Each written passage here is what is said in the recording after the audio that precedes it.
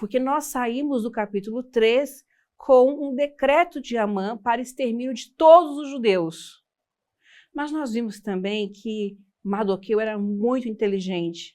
E quando ele colocou a rainha Esther ali, a Hadassa, a prima dele, naquele concurso de beleza, concurso para ser rainha, ele disse para ela que ninguém deveria saber que eles eram judeus. Por isso, até o presente momento, ninguém sabia que a rainha, a Esther, era judia. Possivelmente, as características físicas dela eram muito parecidas com os persas. Por ela ter crescido ali naquele ambiente, ela tinha a linguagem, ela tinha os costumes e passou desapercebida. Ninguém sabia que Esther era judia. E a gente tem no capítulo 4, verso 1, diz assim: Quando soube Mordecai tudo quanto se havia passado, rasgou as suas vestes e se cobriu de pano de saco e de cinza, e saindo pela cidade, clamou com grande e amargo clamor. Mordecai deixou muito bem claro a sua tristeza ao descobrir que Amã tinha conseguido avançar muito no decreto de morte aos judeus. Diferentemente de nós aqui do Ocidente, a Bíblia e o povo oriental não esconde suas emoções. O luto, a tristeza devem ser vividos, porque uma vez vividos é possível então avançar e retomar a vida. Já nós não, queremos muitas vezes esconder nossas emoções e esperamos isso também das personagens bíblicas. Mas não é assim. Na Bíblia, Deus se arrepende, Mordecai clama, rasga sua roupa, e esse ritual de vestir roupas de pano, de saco e colocar cinza na cabeça, era um apelo também para que as pessoas que vissem aquela condição ajudassem aquele que estava enlutado ou passando por um momento difícil a superar com a ajuda da comunidade. E a gente tem aqui o uso do pano de saco e cinza.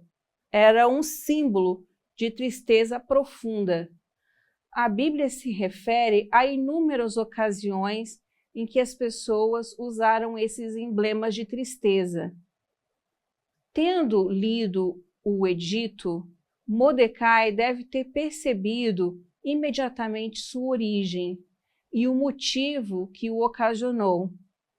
Seu primeiro impulso seria naturalmente rasgar as vestes e se cobrir de pano de saco e cinza.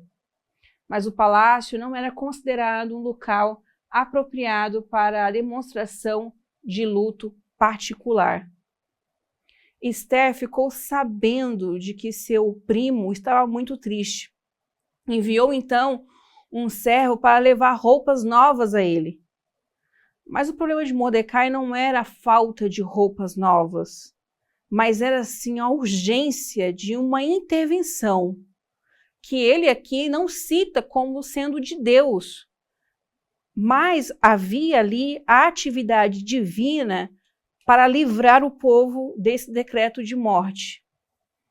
O texto fala, capítulo 4, verso 16, Esther chama o povo à oração. Vai, ajunta a todos os judeus que se acharem em Suzã e jejuai por mim, e não comais nem bebais por 3 dias, nem de noite nem de dia. Eu e as minhas servas também jejuaremos. Depois irei ter com o rei, ainda que é contra a lei. Se perecer, pereci. Muitos se questionam como é e qual é o jeito de se fazer jejum. Existe muita gente que pensa que jejum é como uma barganha com Deus, onde eu ofereço meu sacrifício e Deus me oferece então o pedido, a bênção que eu estou pedindo a Ele. Mas nós sabemos que o jejum não é para sacrifício, que o corpo é templo do Espírito Santo e tudo aquilo que fortalece o corpo é que deve ser feito. Por isso, o jejum na Bíblia não é uma forma de conquistar mais o amor ou o favor divino, mas sim uma forma de fortalecer o corpo e a mente para saber como tomar a melhor decisão. Esther estava numa situação muito complicada, onde ela era a única pessoa que poderia intervir no extermínio de todo o seu povo. Por isso, o jejum era para fortalecer seu corpo e sua mente, e assim ela saber a maneira certa e como falar com sabedoria com o rei. Após esse momento de jejum e oração, Esther então obtém a resposta de Deus, revelando para ela o que ela deveria fazer. O convite de Esther para um banquete real, não somente do rei, mas a Amã também, tinha um propósito muito importante. Esther gostaria de expor e então contar quem era Amã para o rei, mas isso não poderia ser feito de uma hora para outra. O convite para um jantar poderia soar estranho para o rei. Tal convite deve ter sido um tanto incomum. Normalmente, o rei e a rainha jantavam separadamente. No entanto, para a rainha convidar outra pessoa do sexo masculino, além do rei, era ainda mais incomum, e pareceu ao receptor do convite uma elevada honra. Assuero possivelmente lembrou-se da recusa de Vasti em comparecer em seu banquete. A natureza incomum do convite de Esther, associada ao fato de que foi apresentado pessoalmente, deve ter surpreendido e intrigado o rei.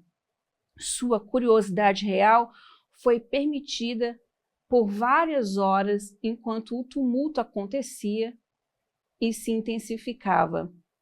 Esther foi muito sábia aqui em intervir nessa situação, o que seria muito arriscado para ela, que poderia custar a vida. E o símbolo de que aquela empreitada tinha dado certo era se o rei, então, ao ver Esther no pátio do palácio, estendesse seu cetro. E pela providência divina, foi isso mesmo que aconteceu. Ela conseguiu, então, ela foi aceita pelo rei e então ofereceu esse jantar ao rei. O rei já sabia que ela não poderia arriscar sua vida simplesmente por causa de um jantar. Ela tinha um pedido. Ela estava ali com um propósito, e esse propósito tinha que ser muito grande frente aos riscos que ela enfrentou. Mas Esther tinha fé, era corajosa e não voltou atrás. Quando o rei, então, no versinho 3 do capítulo 5, pergunta: Esther, qual que é o seu pedido? Esther adia falar e revelar o motivo pelo qual ela estava ali. Esther ganha muito em fazer esse adiamento da revelação das suas intenções. Primeiro, porque o rei iria se tornar cada vez mais curioso para saber o motivo que ela tinha ido ali. E isso daria tempo para ela. Outro fator que era importante nesse adiamento de um dia para revelar suas reais intenções era porque toda a nação israelita, todo o povo que morava no Império Persa e era judeu, estavam em oração e jejum. Era mais um dia de oração para que as palavras de Esther fossem certeiras ao conversar com o rei.